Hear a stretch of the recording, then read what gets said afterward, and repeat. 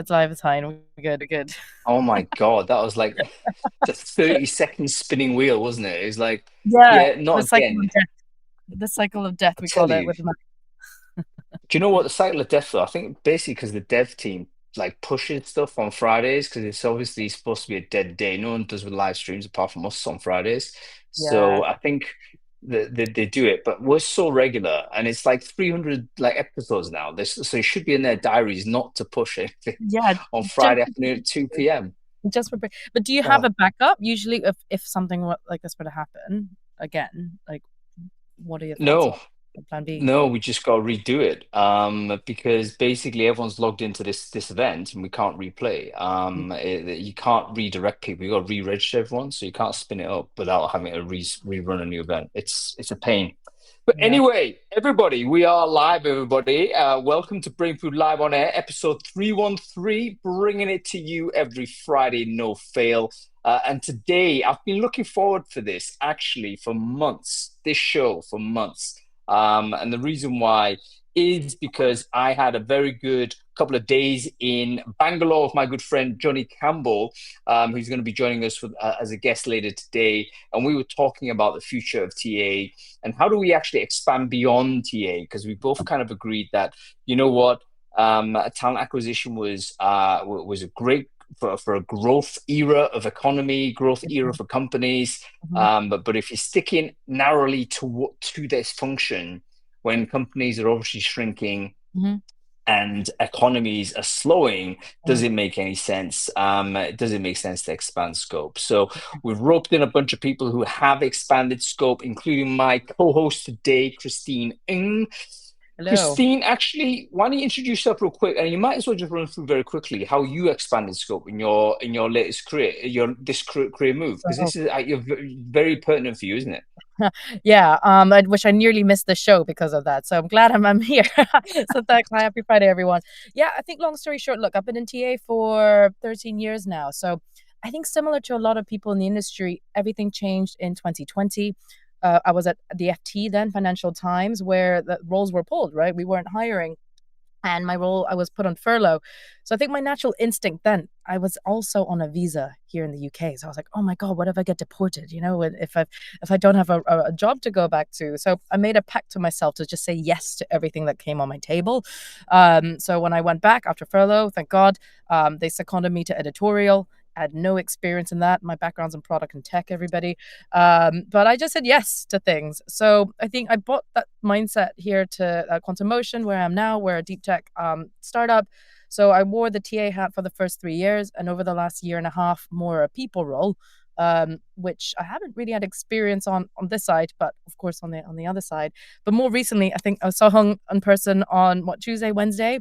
Now wearing many hats. I'm now negotiating commercial licensing and IP deals with universities, and this week getting out annual appraisal letters where I'm learning mail merge. So, honestly, without GPT, I don't think I'll be doing any of this week. It's been very beneficial to my career, I have to say. Really interesting, but it's also interesting point with the AI angle because it might actually expand your capability of Mm, expanding scope. Whereas previously, it wouldn't be possible because you'd have to learn all of these things. So yeah, I think you're a very interesting sort of case for this. So thanks for joining on this week, yeah. folks. Let's do some sound checks. Though we can't skip this. If you can hear and see us on Crowdcast, do let us know in the comments whether the audio and visuals okay. You should see myself and Christine on screen. If you're watching this on any of the crowd sort of LinkedIn lives, you should also be able to see this as well on at least my LinkedIn. I think Rob was always sort of broadcasting this as well. So if you can see it on 85 people watching on LinkedIn, good on you guys. Let me know whether you can hear and see me. Comment below. Um, Okay, I think people can hear and see, which is Great. great. Thank you very much. Okay, before we kick off, we always have to give massive respect to our sponsors. Of course, without our sponsors, Bring Food Live cannot continue. Every week, somebody comes up and says, "Yes, these conversations have to continue for the good of the industry." And this week, it's none other than one of our perennial faves, not only for Brain Food Live, but also for the recruitment industry at large. It is Greenhouse wearing green out of respect to those guys. one of the preeminent ATSs out there, probably been at more or less in that top man quadrant for the last decade. Super popular, fantastic product. I think if you are looking to upgrade to, a future fit ATS that can help you scale to the enterprise level, Greenhouse is a product you really do need to pay attention to. You probably all know the link to Greenhouse already, but let me just share it with you. It's greenhouse.com. I think they used to be Greenhouse.io, by the way, but they Yeah, must have like spent a bit of money and bought the .com off some lucky makes guy who's sense. squatting on it. But there you go, greenhouse.com. Check it out, folks. Okay, let's do a review of the newsletter real quick. Christine, did you read? You probably didn't because you're too I busy. did. I But managed just before I jumped on to have a quick glance. Important one as well, I think, because you're doing your open kitchen um situation. So is this the second part of the series this week? the LinkedIn Open Kitchen, it was basically I decided to Mm, do a 10-part series on why mm, recruitment adoption was slow.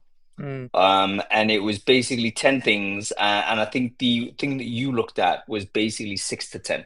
Yeah. And yeah, I'd love to get your thoughts on it. No one else read it. It was like poorly received. I think it's very relevant. So I was probably looking at something wrong. There you go. See, that's what happens when you expand your scope, everybody. You end up reading the wrong thing. But look, I thought, yeah, fascinating because I think this week you were talking about like compliance and legal risks, information security, and then I think you said bad candidate experience was one. Um, so when it comes to Fear gen of bad candidate experience. yeah, I mean, there's a lot to think about, right? And also, even from the other side. So, let's start with the compliance and legal risk first. I think, when it comes to generative AI and hiring, there's so much like justify caution, right? So, I was at an event the other week, Talent Mapper, again, not going to jumping in, but they had someone come and do kind of like a divergent thinking workshop. So, he was a futurist talking about, the impact of artificial intelligence in the future. We're all wearing Google glasses and, you know, you could be on an airplane and working type scenario, which I think a lot of people on the ground were, day-to-day operational HR people, which they couldn't quite see the future in that lens. So, the risks around like compliance and bias are real, right? And it's getting extremely complex. So I think you talk about the EU AI Act putting it into the high risk category. And I think I shared a link with you the other week. I went onto a little rabbit hole the other day about all the lawsuits that's happening, all the litigation lawsuits with AI and any sort of companies in the US. And one that caught my eye was a software engineer's wife is suing Tesla for overselling the autopilot function of its cars. So he sadly passed away on the job, Oh yeah. Didn't right? he crash the car, Yeah. right? So Yeah, yeah. yeah, and, like, he was a software engineer, like, what was he doing in it in the first place, right? But, yeah, so this, I think from an employer perspective, I'm like, "Hang on a minute, like, this is health and safety element here." But at the same time, I think what Tesla's, arguing is actually on the software side. So it'll be interesting to see how all this actually comes to play. I know we talk about this is more on regulatory part, but I'm trying to tie it back into how this could impact, um, companies, right? And this is actually scary. Like, who's actually gonna win it in this case? And I'm really, yeah, curious to see how that's gonna land. Compliance risk is number one sort of issue for AI adoption. I think bandwidth is one actually. Maybe compliance risk is two, Mm, but particularly for larger companies, I mean, if you're working for a company that's certainly regulated or publicly listed or whatever it is, blanket ban no, like you can't use half of this stuff. mm. So that's got to obviously be a showstopper for us here. Yeah, Okay, yeah. give us go run through this list, Christine. Might as well blast through it real quick. Yeah, I think you talked about information security risk as well. So I think was it the example that you gave where someone accidentally leaked their own code, like proprietary code into GPT?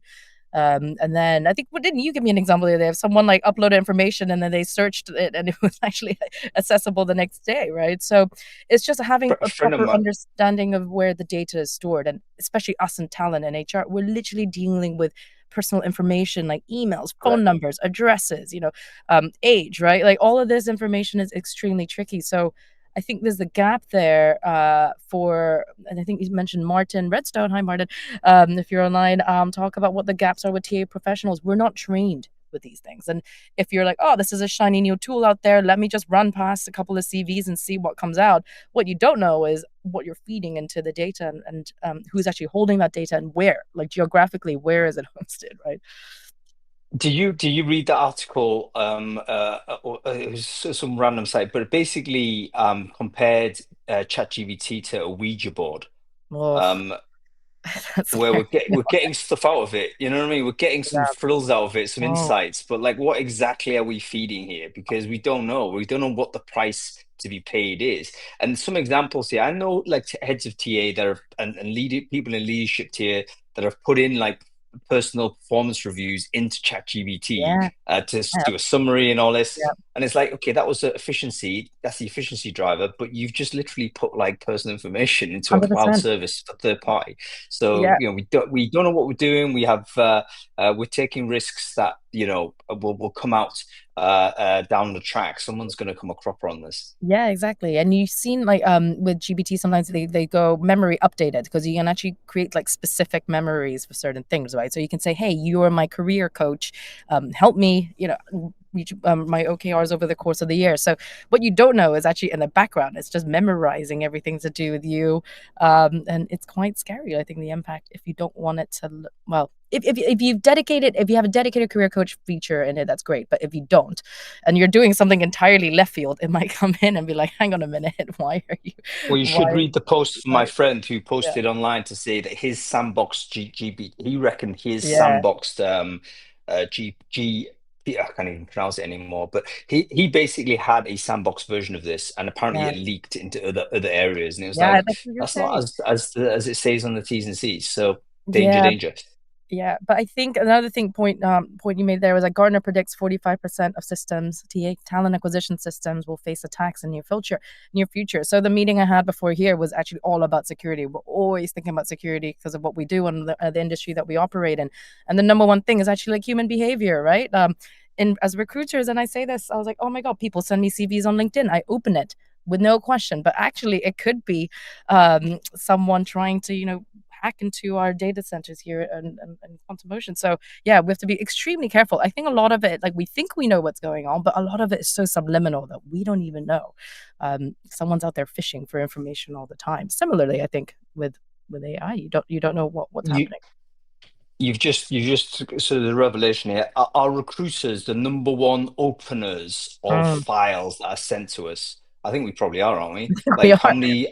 Like it's a CV, we open it. Yeah. Like what else can you do? You can't not open it. Yeah. But it's from an unknown email, isn't it? It's like there's no 100%. security, Exactly. so we're Yeah. highly at risk. Yeah. All right, listen, we might need to skip the rest of it and get on with the show because we've got time sort of limits all over the place, including my good self, because I've got to skedaddle out of here in due course. But let's get on with it. We're going to bring on Johnny Campbell. He's in the crowd, and also we have Lindsay, of course, Lindsay Shanklin. So let's do this, and we'll say hello, and we're going to figure out what skills are required beyond TA? That is the topic of conversation. We're going to accept that, yes, we want to expand scope, but what skills do you require to do that? So here we go. I've just invited you on screen, Lindsay. I hope you're okay. Oh, sorry, Lindsay. I beg your pardon. God damn. Sorry, No. Linz. Um, I knew you with your name before. That's my excuse. But I appreciate that Thanks so sensitive much. energy. Like Love you totally wrong. too. Oh, this is one of these where you got to get my coat type situations. But there we go. All right. Let's do some intros here. Johnny Campbell, man needs no introduction. By the way, Johnny's been coming out with some banging posts on LinkedIn. If you're not following him on LinkedIn specifically or the LinkedIn newsletter, please do that because it is superb stuff. But Johnny, people who don't know you, please introduce yourself. Who are you? What it is you do, mate? Yep. Thanks, Sean. Hey, Lindsay. Hey, Christine. And hey, everyone. Johnny Campbell, former recruiter, got into recruiting at 20 years of age, been recruiting ever since. Worked at agencies, set up social talent about 15 years ago. We train more recruiters, interviewers, and hiring managers on how to do this job than anyone else in the world. I love and dream and sleep recruiting. And I love Mr. Hung Lee as well. I'm pleasure to be here. Great to see you as well, KC. It has been a while, but wonderful to connect on this show. And Lindsay Taylor, Lindsay, great to see you again. Can I ask? Can you introduce yourself? Who are you? What it is you do? I am most definitely Lindsay Taylor, and I started my career in recruitment in the year 2000. This is officially my 25th year, not just in TA, because I've really grown and developed over the last 20 plus years, and I now lead global HR transformation for Brooks Automation, but I do also look after TA and global mobility. Nice. Let's stay with you on this, Linz, before we bring other people in, because this is a similar question I had through to Christine at the beginning. Like, you started off fairly narrow TA, that was the track, you know, you go to head of TA and so forth. That was the angle. Very much away from HR, who wants to deal with payroll, but L&D and all that stuff. When did that start changing for you? Do you remember the moment where you thought, right, this is actually something I should do? And can you give us a bit of a description of what was driving your decisions there?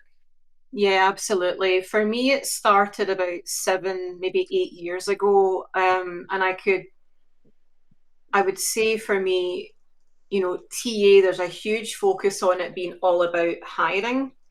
And if that's the case, I was starting to feel for me that we were already going to be behind, and I personally would be left behind because the smartest organizations, the ones that I was working with, were kind of reimagining TA and really looking at the engine, or thinking of TA as the engine of workforce strategy. So it was less for me about filling seats. I had more of a passion about building future capability.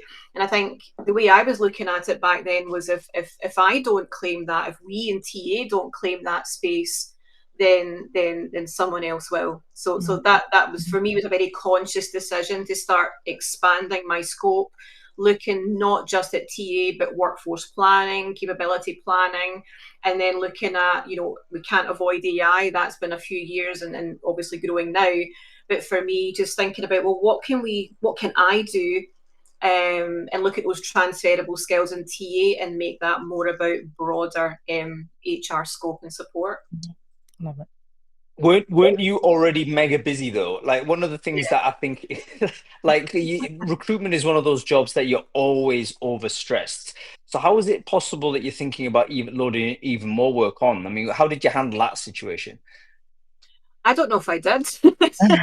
I think you're right. It's always busy, but for me, I was finding that the relevance of TA was changing, and so again, for me, the where the world is, and I guess the permanent hiring demand, it was softening. Even a couple of years ago, especially across tech and manufacturing sectors. So I did find myself with a little tiny bit more time than I normally would have, because again, as I've said, it's not just about filling roles. So I started working on looking at the TA function and making it, much more proactive and strategic rather than reactive. So started to kind of ramp up and do more work there, and really kind of look at the value that TA was adding even back then.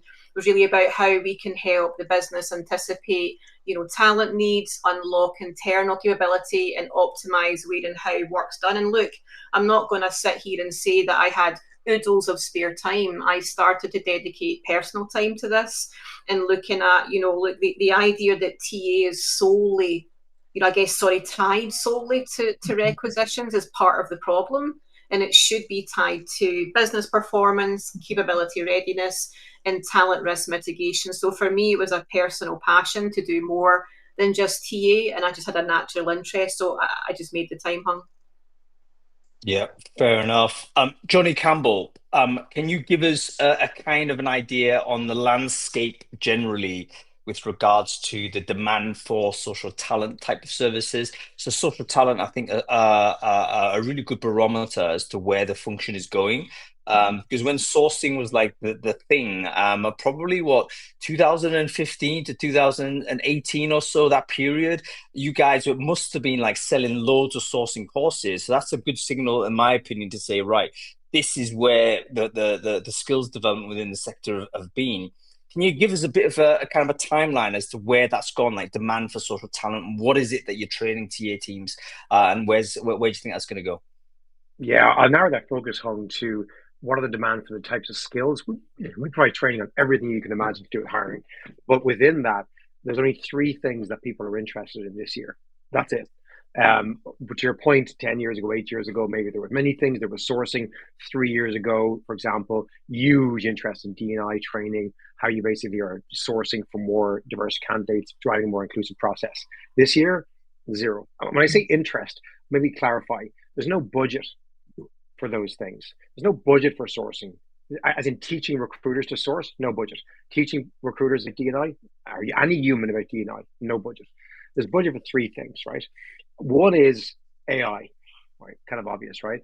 And let's focus on the skill side. We have a bunch of recruiters. We've been told to use AI. We've no idea where to start to train us. So that is a big area, right? There's a big demand. It's a big issue for TA leaders to go, we need to upskill our recruiters on AI. I'm not really sure what that means, is what lots of them say, but I know I need to do it, and I'll probably get budget for it. The other very related piece is talent advisory, business partnering skills. Lindsay indicated there that was a big part of her career, which I think is related because if you put in AI technology in your process, the people left need to know how to use AI too, for sure, but they need to be doing different things, which are usually more business oriented. They're more strategic, and they require influencing skills, soft skills, communication skills that a lot of recruiters just don't have to the degree they need to in the future today. So you'll absolutely get investment for business partnering, talent advisory skills. And the third bucket is in the hiring process, our interviewing capability. And this actually is largely being driven by the massive kind of fear of candidate cheating and AI use amongst candidates. And so one of the clear ways you can mitigate against that is to have really good interviewers. And most organizations have shit interviewers. Like, they have no confidence in them. They have no measurement of they're good or not. So again, business risk, you're going, well, we'll invest in trying to scale our interviewing capability or somehow make interviewing better. So they're the three buckets for me. If a customer comes to us in Social Town with another business case, I'm instructing our salespeople to politely tell that customer they're not going to get funding, and they're wasting their time and they're wasting our time, because that's the truth of it. They're the three things get funding in enablement in recruiting in 2025. Nothing else is getting funded.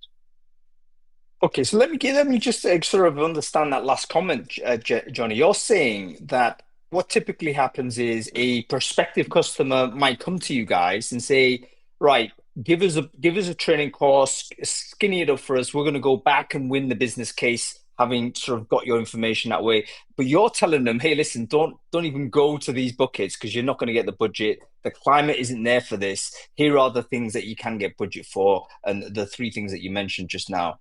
Have we got you right there, mate? 100%. Like, I think every vendor crazy. selling into this space, and I imagine the HR space is the same. I've told our team, listen, we have the best product in the world doing what we need to do. You need to stop worrying about trying to convince someone of that. That's not the difficult thing. Give them free access for a week or two. They'll come back and they'll be gushing about it. That's not the problem. The problem is it's really hard to convince any board to invest in enabling people, period, right now in an AI powered world. Now, if it's investing in training them on AI, sure, you'll get budget, no problem at all. Or if it's a consequence of AI that they need enablement, for sure. But L&D budgets have been slashed, teaching people. There's big uncertainty. Like, even Microsoft yesterday laid off more people or announced more layoffs. They're making a killing. They're growing revenue. They're growing profitability. They're killing it, and they keep laying people off. So every other kind of CFO is sitting there going, let's just hold off on enabling the people because we're not really sure how this shakes out. And that's what I see happening, is that you're not getting the budget. And I don't want enthusiastic, TA teams to waste their time. So there's a bit of education in terms of you need to focus on what you can get a business case for, because nothing else is worth doing.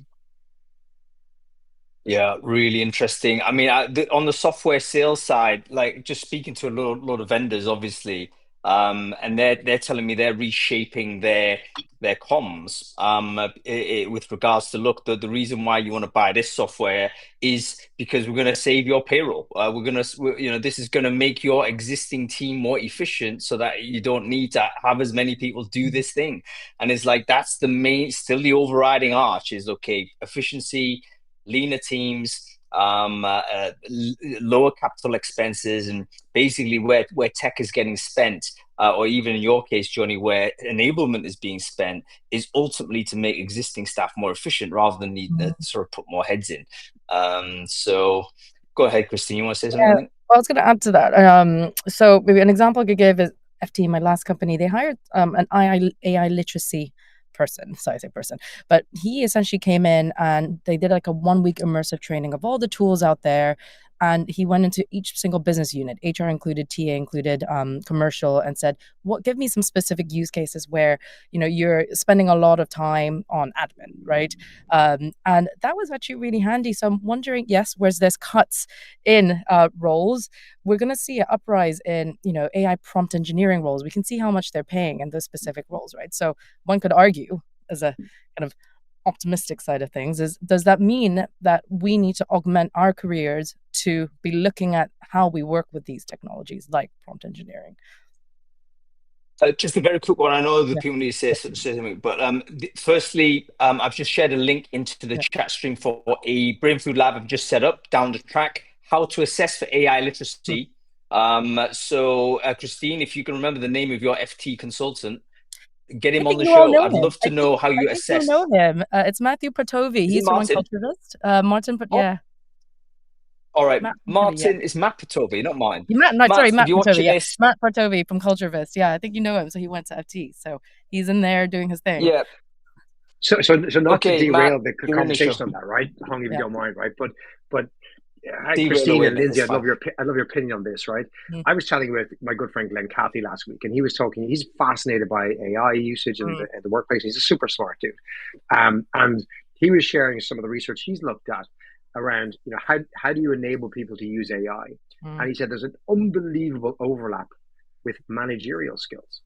And actually, if you're good at management, you actually can excel at using AI. And he summarized it to me by saying, listen, how do you get the most out of AI? Well, first of all, you look at a problem, you decompose it, you farm out parts of the problem to different people, you give them specific instructions on what to do. They come back, you give them feedback, you iterate, and you basically measure the results. That's a manager. Like that's how you get the most out of, let's say, the chat skills. And I had never thought about it in terms of, oh shit, that's how you train people to use AI.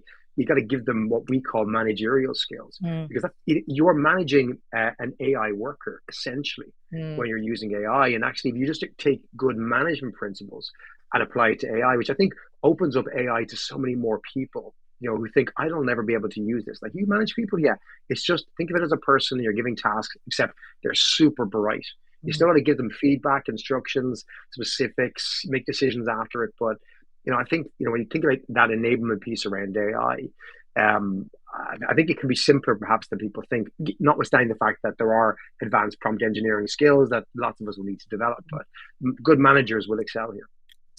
I want to double click on that. I hate that term, but it's useful. What Johnny just said there is so significant, because it's dialogue with the AI, isn't it? It's like you're having a conversation and you're developing the AI as if it is kind of a junior sort of colleague, and saying, hey, listen, that was great, but we need to do this, and this, and then come back. And as you say, that's not a technical skill. That's a managerial skill, communication skills. So fantastic stuff.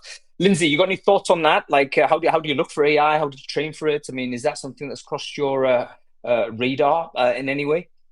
Oh, it has, and I live and breathe it. I think I don't know anyone who doesn't. I think what we're doing here at Brooks is looking at how can we champion AI for good and not evil, and we're looking at how can we leverage AI to enrich our lives across the HR function. In fact, just organizational wide.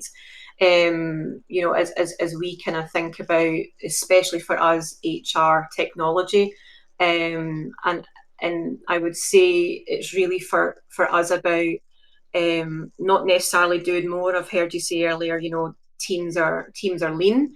So for us, it's kind of getting a bit smarter with our time, and AI is definitely helping with that. And I would agree with Johnny that when I started using AI, I did kind of apply, when I think about it, quite managerial approaches to doing this, and almost treat it like a an intern to begin with, and then watch that intern grow and develop into a more seasoned employee. So for me, it is really about, how can we push more for investment, especially given, functions like HR and specifically TA and other COEs are stretched. So yeah, it's something that we all have to embrace. On the training side, Johnny, go back to you. The skills that are needed to do this expansion of scope, there's a couple of things we're missing here, such as, like, you've got to argue the case, don't you? It's like your scope doesn't expand just because you're sitting there. You've got to be proactive, like Lindsay has, or Christine, also proactive. You've got to claim the thing, right? Is there any way in which we could develop that skill set within the TA community? Like, do you see a demand for that, or is there any training course that you've delivered or know about that helps people think along those lines? Yeah, so I've been on a lot of conversations around this topic recently, because I think, why we're doing it and why now is because every single department is being cut, because you should be more efficient. And recruiting, if you're a recruiting leader, chances are X amount of years or months in the future, what you have now reporting into will be, I don't know, halved maybe, right? And so therefore, unless you want to be downsized and have half a salary, you actually need to increase your scope. It's not just about want or I'm interested. If you don't increase your scope, you'll be replaced with half a person because your team's half the size, right? At some point. So I think the skills needed, though, to expand, come under this broad umbrella term that is often used but rarely understood, which is business acumen. Right. And I've been asked for this a lot. We've got a lot of feedback. We're launching, next Thursday, a new program on the platform called the Mini MBA for recruiters. And it's essentially teaching business acumen, which we had to then break down, because a lot of people said this to me: you need some better business acumen. It's like, what the hell does that mean? Like, what do you mean by that, right? And so the way we interpret it, by interviewing a bunch of people who felt it was important, was you need to, first of all, be able to talk to the business around strategy, financials, KPIs. So, most recruiters don't go to business school, right? They haven't ever understood different strategic models. They don't understand the P&L or balance sheet. They don't understand KPIs, no OKRs, how they're built, how strategy ties to planning. Because if you want to show up and expand your scope, like Lindsay has, like Christine has done, both of you have developed business acumen, and because you've probably developed business acumen, you've been promoted and given more scope. So how would someone, to your point, Hung, go after that? You've got to be willing or up for having a conversation with the business that isn't just about what open recs do you have and how do you want me to hire them. You need to be able to push back and have a conversation about, maybe we shouldn't hire, maybe we should look at something else. And to do that, to have credibility, you have to be able to have the respect of that business, to be able to understand their QBRs, to be able to understand how their OKRs are connecting to strategy, and how then this hire connects or doesn't connect to that, and be able to have that business conversation. And there's a huge gap there. And I think the beauty, though, is business acumen opens up doors to work in other areas.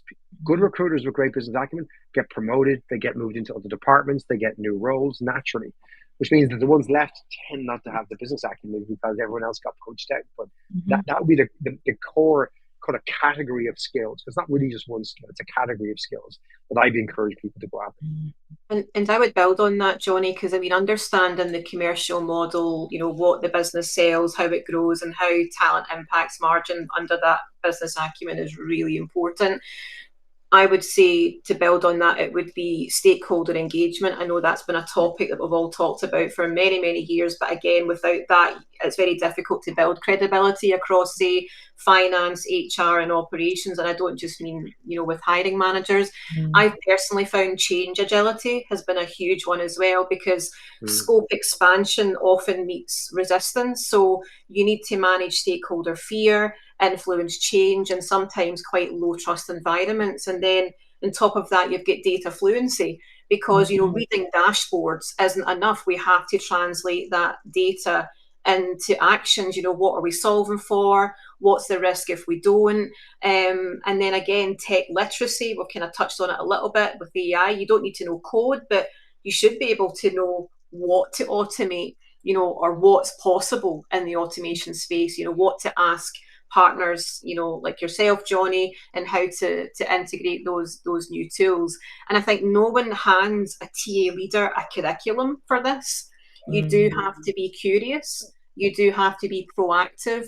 And for what it's worth, getting embedded in cross-functional projects across a business is a really smart way to do it as well. Because I remember thinking about doing my MBA many moons ago. I thought, oh, I'll get those 3 letters and I'll be a whole person. And actually, I had a number of leaders say, don't do it. Not that never do it, but actually volunteering for, I don't know, an onboarding redesign or tech implementation or even HR policy work for me, shadowing HR business partners, joining, business reviews.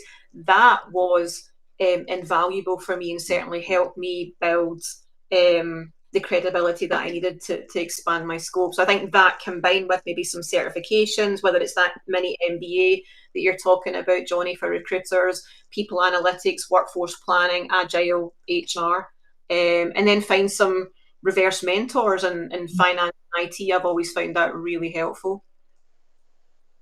Yeah, really good. And I don't want to sort of say this as a negative in any way, because it unfortunately has that connotation. But when you're working for a big organization, you've got to be able to kind of network within it. You know what I mean? You've got to figure out conversations are happening. Some people who call that politics or whatever. You can use negative terminology, but the reality of it is, it's a social. Businesses are social organizations, and you've got to understand sort of where decisions are being made, who's making them, where the information flows, and you've got to get in amongst them, like tap into those somehow.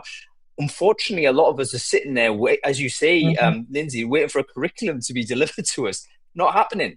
And if you do that, then I think you're going to be you're good for garters. Really, you got to have that kind of political sense, or develop that instinct, to effectively navigate through. You do. Okay, folks, go ahead. Go ahead, No, I Lindsay. was going to say you do, but you have to be able to go and drive that change internally as well and get leaders and the right influential stakeholders bought into it. So, again, we're always pushed for investment that, Johnny and we've all said today. But again, what we're thinking about doing when we look at expansion beyond TA, it should be linked to tech investment, or if it's like a global shared service or capability center, or reallocation of low value tasks. And again, using business risk language. Hey, we're at risk of losing skills that we can't replace, or our time to redeploy talent is weeks behind our competitors. So it's kind of like starting small and sort of proving that value by doing a proof of concept. So that's all I wanted to add there, Hung. Yeah, fantastic stuff. Folks, 2 things I need to draw your attention to. There's a poll on the right-hand side of your screen on Crowdcast. I want you basically to vote on this. There's only a couple of questions. What statement reflects best your current situation? In TA, want to expand. In TA, don't want to expand. In TA, have already expanded, and then other. Drop in your votes there. Let us know. I've just had a brainwave as well. I don't want to take any business away from Johnny. In fact, it's actually it would be naive to think I could even possibly do that. But it's just occurred to me that maybe a good idea for me to broadly help the industry is to say, why don't we get like a series of Brainfood Live where we drop in like a CEO Q&A, we drop in a CFO, drop in a CTO and a CMO, so that will be a series, and then all of us TA folks can actually listen to another functional head, and ask that person anything, and perhaps. I mean, let me know, folks. Would that be of interest to you? Let me know in the comments. Should I do a series where we get C-level heads of function that are not TA and have them basically do a workshop with us? I think that would be useful, but let me know in the comments whether you agree. Okay, Johnny, what else can be done here? I mean, obviously, we're talking about getting into communities, go to events, all this type of other stuff, taking part of your courses, of course. But anything else that, an individual recruiter sitting there thinking, right, where do I start to think about expansion of scope? What skills to develop? What's your advice to that person? So actually, I'll give you a side comment first before I answer that one, which was just something that occurs to me. I did a podcast recently with somebody who shared a brilliant insight around how do you build this business acumen. And his point was there are certain roles in recruiting or departments to recruit for that naturally give you business acumen because they're across the whole business. Like, some business it might be logistics or operations, and actually just recruiting for those roles actually expose you to all areas of the business just by the nature of the role. It's different in every company, but that's just as an aside, one way to get the business acumen, aside from learning and mentoring and coaching, is just the type of work. And actually thinking as a leader, where you put somebody when they first join could be actually quite informative to build their business acumen by saying, you work that team for 6 months because that's going to give you a wide exposure to our business and understanding what we do. And then we'll specialize in, the finance department or the revenue department or whatever you want to recruit for over time. So just aside from there. But the other piece in terms of, the skills they're looking for, I think, we probably all have some of them, right? Lindsay's touched on lots. I hate the double click comment as well, home, but I'm waiting for a better version of them. So let me underscore or underline what Lindsay said. I'll be a bit more old school. But business acumen, presentation skills, data fluency, all those things. There was a slide shared by LinkedIn about 2017, and they started resharing it a couple of months ago, which was a 2x2 that looked at ease of which you could automate a process, and then the value added by humans on a low to high scale. Essentially gave you 4 boxes. Bottom left, automate that shit. Top right, leave that with the humans. And actually, it's a really good map. I'll dig in a link for it and put it in the chat. But it's a really good map of top right, do more of that and learn how to do those things. And they contain nearly all the things we've discussed here. And then bottom left is more as a leader, get rid of those things through some sort of automation or technology, right? And when I show it to people, they go, that looks like a great fresh roadmap. And actually the big surprise is that it was published 8 years ago, when it felt a bit distant and impossible. But I think that the skill sets, if I'm going to give them a category, we typically call them soft skills. There's some hard skills around tech and everything else there. And even when you talk about, people talk about, data fluency. Data fluency has 4 or 5 subcomponents you got to learn. And then when you dig into these topics, right, because unfortunately we have to as an organization, if somebody says, I want this to be the end skill, when you start looking at it, you break it down and go, to get to that point, like let's say, negotiation. Negotiation is useless unless you have business acumen and trust from the business, as an example, or from the candidates. So let's say if it's a candidate, you can't really negotiate unless that candidate trusts that you understand their background, as in understand their role, people like them, what they do for a living, etc., etc. And the business won't really let you negotiate over what skills to hire for or how to hire for this role, unless they actually believe you understand what the hell these people do in their organization and how it connects. So sometimes when you think about, I'm going to go off and do a course on X, it's worthwhile having a coach in your business who maybe represents what you look like, what you want to look like, what skills you'd like to have, to go, what, there's a path you should take, and actually doing this is what you should do first, which might not seem obvious because these are compounding things to build on. But I think nothing beats experience, right? Nothing beats exposure. Christine and Lindsay have both shared that they've worked in loads of different areas. I think that's really healthy. How can you get into a different department, a different function, change businesses? Don't just recruit for the same goddamn roles year after year after year, which might get you a better salary because you're a deep specialist. But the day we don't need that, you're done. So I think staying broad, I mean broad even outside recruiting, and taking every opportunity. I love, Christine, when you said in 2020 you started with this mentality of just say yes. Maybe out of necessity, right? But I love this. It's kind of a mantra to go, when you get this, no, just say yes. Yes, I'll do that. Yes, I'll take that on. Yeah. That's brilliant. Yeah, thank you. But now we have boundary setting issues, I think. So on the other side. Fair. That's so true, Christine. I'm doing that with my coach right now. How to, draw those lines and have better boundaries. Otherwise, you just take on the world, right? Yeah. But to add to that, I think I've hired a few recruiters on my team as well, and they've gone on and been like UX designers and product designers. I think one thing you forget, because we work in TA, we're dealing with ATS systems all the time, maybe looking at certain modules, and you forget actually a lot of what we do could also be repositioned into so many different roles. So when she was interviewing to be a product manager, she's like, how do you think I can position myself into that? I'm like, what are you doing day to day? You're speaking to stakeholders, you're framing everything into a problem, you're testing kind of different solutions with the modules and then rolling it out. That's a product person. So exactly what you said, that there's a lot of different areas that we get into, like interview training. right? When we train our stakeholders in interview training, you're kind of already venturing into L&D as well. So it's actually looking at what you do on a day-to-day and just repositioning yourself. And I find that as a recruiter, if you're a full 360 recruiter, it's a lot simpler than if you're like a pure sourcer, right? So exactly on that note, not even if you don't have the opportunity to actually do anything else other than recruiting, look into other areas within your remit that you could expand your scope in. Two things I want to mention here. Firstly, that bottom left-hand quadrant that I've just got the visualization that Johnny mentioned here. That I think recruiters, especially people who are candidate finders, the sourcers, might find themselves in a safe space by doing that work, because it's like, you know how to do it. That database is always more candidates to find, you know, that you get 10,000 sort of records to go through. I remember myself being a recruiter and actually quite enjoying that, because you can decouple your mind. You just go through it. You think you're doing work. You are doing work, but you know what? If you can do it with a decoupled mind, artificial intelligence is going to do it a hell of a lot better than you. So you've got to kind of put yourself away from stuff that is your psychological comfort zone and learn to kind of move towards the edges or the margins of what makes you comfortable. Very, very important for us to keep aware of that. And the second point is, we're often KPI'd on exactly that stuff. So we can't just work to the KPI, even though that is the pressure.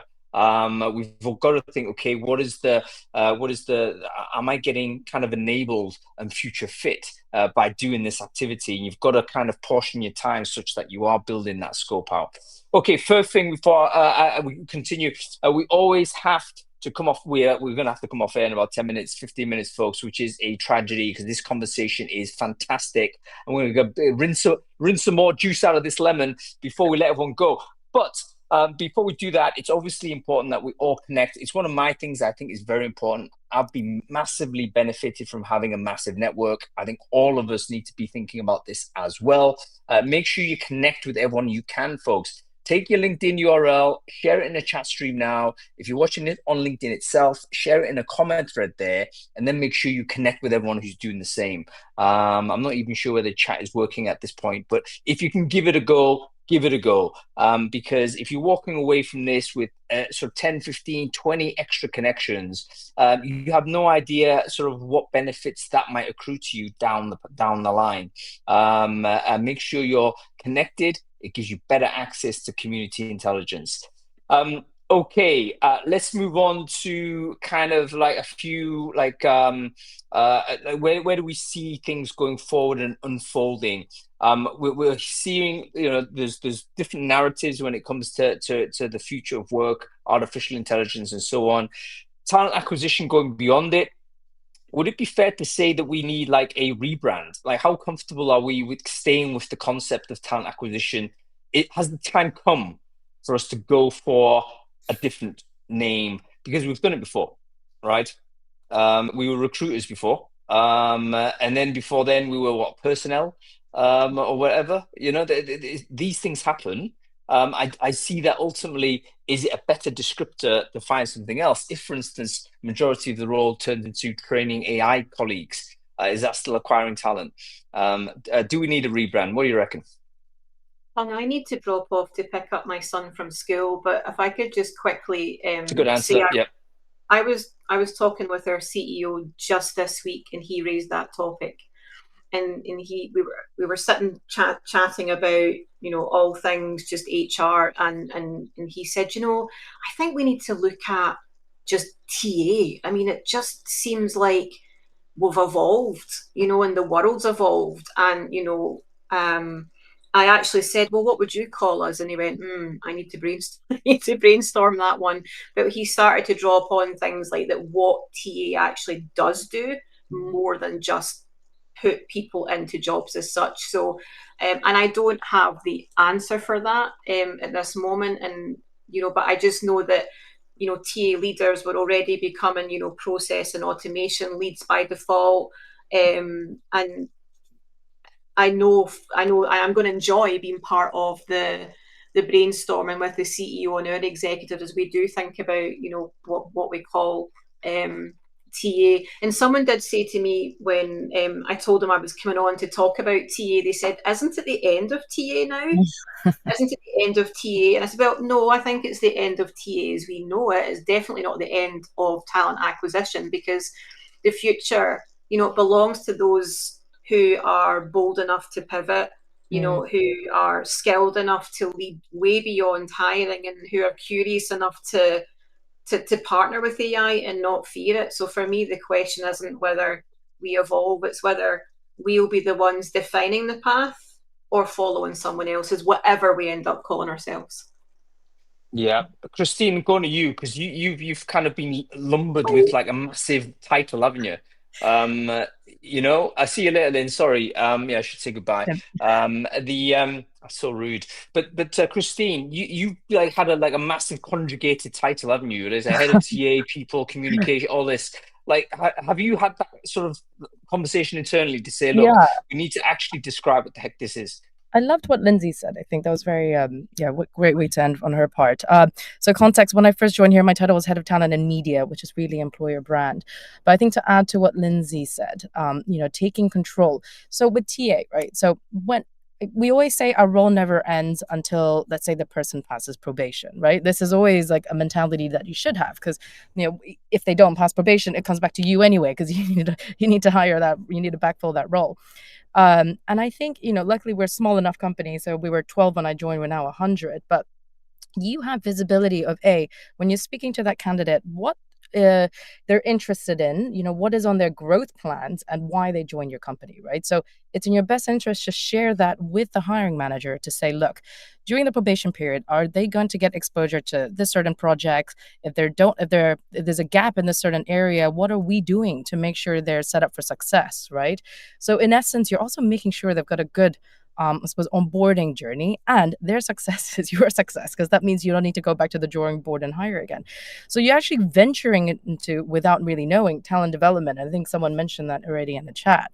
And you actually you're owning like the beginning part of the employee journey. So if you're looking at end to end and you got the entire overview of that individual's career during their time here, you're essentially already stepping into not further from talent development, but the entire life cycle of the employee's journey. So I think it's up to you as the recruiter to actually, like as Lindsay said, like go and actually speak to the manager and make sure that person, is having a good time with you. And another point I have to add here is reference checks, because we do historically. I don't know whether most HR does reference checks or TA does reference checks, but every company I've been in, TA does it. So again, with the reference checks, what kind of intel are you getting from their previous managers about the individual, and are you sharing that knowledge back to the manager? So you are kind of your own little machine here, that you have all this knowledge and intel that what are you doing, how are you driving that forward. So it's up to you to kind of craft that path, I think. And I think that's maybe by nature how I got this role, because without realizing it, I was already kind of thinking about how that individual's journey is going to be during their time here with us. Long story short. Very long story short, Christine, and very interesting, but we're no closer to a label, are we? I mean, maybe Yeah. it's undefinable. Yeah. But I think it would be useful for us to have maybe some ideas of what that might be. So throw it over to you, Johnny. You got any thoughts? Do we stick with TA as a label, or do we expanding scope? If we're true about this, do we need to kind of refresh that and give it a lick of paint? I did a Disrupt HR talk on this 8 years ago. It's on the web. You can find it. Google Disrupt HR Johnny Campbell, and it's very old, and it was trending then. So people have been doing it for a decade, and they call it talent, right? And talent can sit beside hate. Sorry, most of them call it talent. There are different names, and it's more important to define what it isn't, because you have HR, you've got talent, and you go, oh, what the fuck's the difference? Who does what? And where does talent report to? That's not part of HR. But if you think about the roles within there, right? You have in recruiting, you will have recruiting specialist roles, right? We're seeing more leaders getting this role of talent, like Christine, you had talent and media, with talent being this kind of typically it includes recruiting, it includes learning and development, it often includes internal mobility, it often includes D&I, it often includes leadership development as well. But they're the kind of typical categories, but almost always includes learning and TA. You put those two things together because you're kind of saying, well, we have a business that has a need for a person. And so if you think about how you join up the skills, like, well, okay, should it be an internal person? Should it be external? Do we need to develop people to do the job, or do we have people who can do it right now? And you start thinking, well, we should have the same people working on this problem, not completely different departments with different budgets. And then you get to kind of like the recruiter, right? Often called a talent advisor, which is a talent acquisition advisor. Let's be clear. I think you're seeing a move towards talent business partners, where if you compare a HR business partner and a talent business partner, in my head, HR BPs are more reactive. And as in, we have an issue, we have a dispute, we have a grievance, or we have a plan we have to develop. Bring in my HR VP, tell me what I need to know, give me the legal framework of this, guide me through this as a manager. You're my HR partner.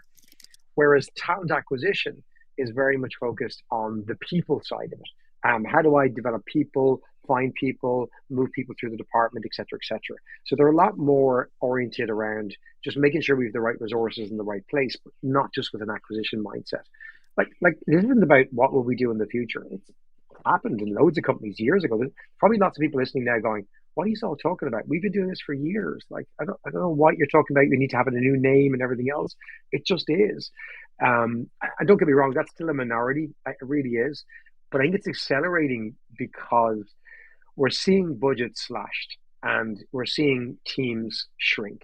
And it isn't just in HR, it's in revenue, it's in product and engineering, and you'll see teams merging. So it's going to happen not just to us, it's happening in all parts of the business. Get ahead of it. We're actually really good at it. People like Christine I think, represent recruiters. We did this in 2020 in the pandemic. Recruiters put their hand up and said, we'll do the onboarding. We'll go move people around the world. We'll do mobility. We'll do other things for the business while we're not hiring. And they proved they could do so many different things. And good recruiters are really versatile. So I think good recruiting teams are actually tend to be more strategic, my bias, than typical HR teams who are seen as more reactive and bureaucratic. I think there's a huge opportunity. Most teams call it talent, as opposed to just talent acquisition. But that's kind of typically means that you just have all the departments reporting into one person, but you still have a TA leader or a HR, an L&D leader. It's more. I think the real transition is when you have frontline ICs who combine responsibilities. Not a department that has a common name, because the departments still functionalize this responsibility. It's when you have a person who turns up to a business and says, hey, I'm Christine. I look after all your talent issues. What do you mean? Hiring, mobility, training, development, all those things. That's what you need to talk to me about. That's when it kind of really becomes a different role, not just by name of function, in my opinion. Yeah, really good point.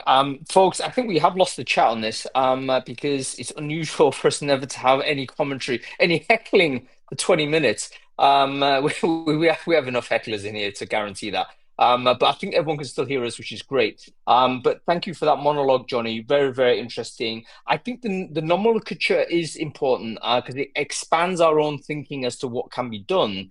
And also when it comes to kind of how the businesses look at the function, potentially that's significant as well. Because if we stay with TA, talent ac, we're going to just say, oh, well, that's just for the hiring external perm hires. We're not doing much of that. Let's chop a bit more budget out of that. So it's kind of like, makes strategic sense, so to say, to create a different label. But maybe that's a competition we should run. We should figure out what that is. Okay, I think we're coming to the end of this chat. So Johnny Campbell, wonderful to see you, sir. As ever, I hope you're well. Remember, actually, Johnny, before I let you go, why don't you share the link to your newsletter, the LinkedIn one where you do the original essays? Share that in the chat stream if you can, because I'm quite keen for people to follow that. I think it's really good. And yeah, we'll be. We're going to kind of close it off here. I definitely think I'm going to run the C-level Ask Me Anything expert thing because that will be quite fun to learn from all of these chief exec type folks. And we'll have news of that to come. Okay, that's about it. Christine, thanks for coming in. I know you're like mega busy right now, so hopefully we'll catch you soon enough. I hope you're doing okay. Johnny, wonderful to see you as well. Let you go. I don't think you can put anything in the chat. That's okay. I don't see it anyway on my side. Yeah, it doesn't work. We broke Crowdcast. That's fantastic. All right, Johnny, listen, let me let you go. I'll see you later. Christine, Take care, thanks, everyone. Tom. Happy Stay. Friday. Everyone. Lovely to meet you. Take Bye, See you care. Bye later. bye. Okay, folks. I'm now like not confident whether the system is going to continue working. So we're gonna have to let it go there. I'm out of here. I'm gonna be outside of the UK for the next 10 days. I'm gonna be in Brazil. So next week we've got a triple header. Would you believe? On Wednesday we're gonna do a how to hire in Brazil 2025 special. This is where we're gonna talk to local recruiters and find out what is going on in Latin America's biggest country, 220 million people, I think. Has to be a ton of recruitment going on there. How the heck does it happen in that country? Let's speak to local recruiters and find that out. We're going to be back with a double header on Friday, Brainfood Live. We're going to be talking about a kind of a related topic. What is the recruiter skills profile in the AI-enabled world? So we've got no other figure than Tom. I think it's Tom Sawyer, the Tom Sawyer. He's a strategic director at Accenture. He advises companies on what the future shape of skills looks like within an organization. It's a one-on-one. We're going to talk to Tom to basically learn how Accenture are thinking about how they're advising companies in terms of skills distribution. And towards the end of that evening, we're also going to be talking about something we're all very familiar with, candidate fraud, folks. It's a recruitment emergency. How do we deal with that? We've got a load of TAs that have got some fantastic experience in dealing with this really tough part of our job right now. How do you deal with high volume inbound where you suspect fraudulent activity, but you want to still maintain sort of high quality candidate experience and give the genuine candidates a fair shot? Folks, if you're interested in those shows, you can sign up for them right now. Otherwise, follow the channel. We'll update you when we can on new stuff. The schedule for the next 6 weeks will be out later this week, early next. So have a good weekend, everybody. We'll see you next time. Thanks for watching.